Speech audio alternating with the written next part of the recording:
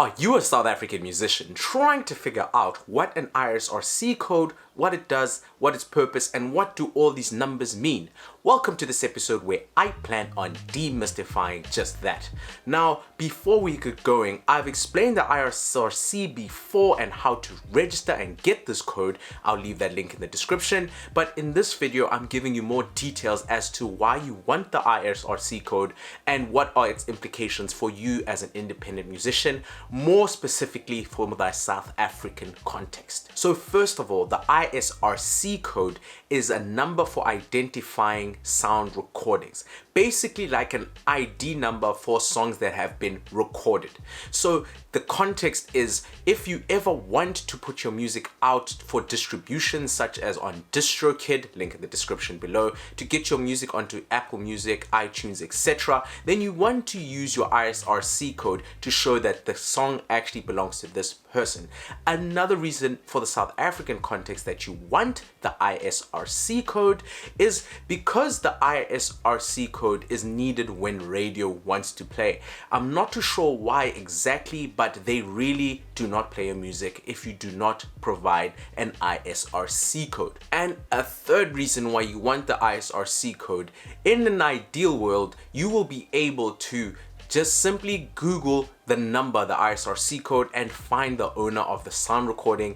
Once you find the owner, it's like an identification number, so you can find who owns the rights, who needs to get the royalties, etc., etc. So it is really important that you use your ISRC code and you embed your ISRC code into your song.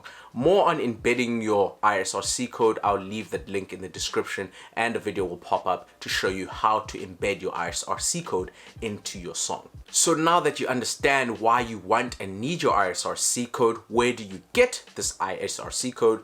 RISA is mandated in South Africa to give the ISRC code. So you want to go to RISA, sign up to their portal. I've done a tutorial on that before, and then right now you actually have to pay an administration fee of 100 to 150 Rand. I did a long time ago, so the price may have changed, but there is an administration fee. I think it's 110 Rand to pay. Then you get your first owner codes. But before you get your first owner codes, RISA will send you an invoice, and then you pay out this invoice. They will also put in banking details, so you use those banking details to either go to their bank and submit that money, or ideally you do it via electronic transfer using your app or internet. It's a lot quicker to do it that way and saves you the fare, bus fare or petrol money to get where you need to go to pay off that administration fee. So now you've paid your 110 Rand, you've gotten your first owner codes,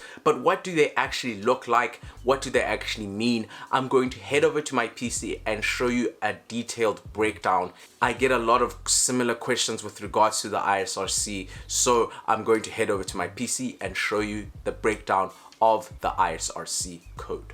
What's up? So the very first thing you get, this is an example of how it looks, the first owner codes by RISA. So what they want you to highlight is these are actually linked to whoever owns the sound recording. So if it's a record label that owns the sound recording, you've set up an independent record label, then you use their ISRC codes. If multiple people own the song, then you use the person who has the biggest percentage share of that song.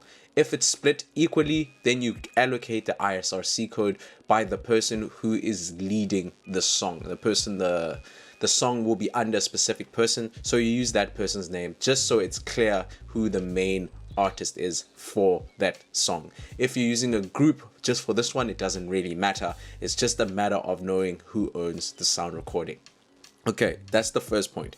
So you cannot use these codes because these are linked to this fake person that I made under the pianist. So that is the crux of it. So you are allocated, this is what it shows you. The allocation is ZADLJ for audio productions and ZADLK for visual productions.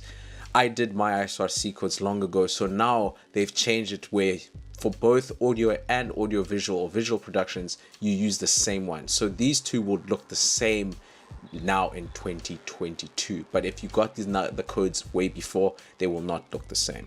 So what they highlight is basically on the ISRC codes, there are 4 subsections that are important in order to give you your ISRC code. Okay, then the first one is the country code. The next is a registrant code. So the country code is where you live. If you're in South Africa, this will always be the South African code.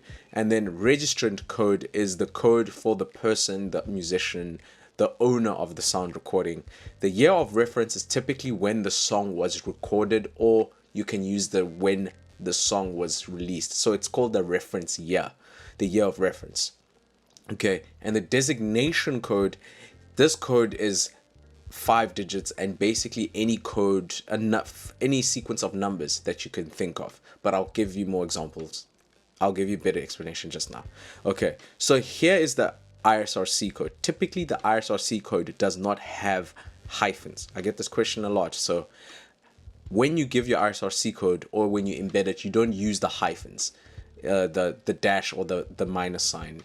The reason they put it in there is just so it's clear to you to see the different aspects of the ISRC code. You don't add the ISRC either before, you just start from the Z and you end with the numbers. Okay, so now with the country code, ZA is for South Africa. This is what they used to use in 2020.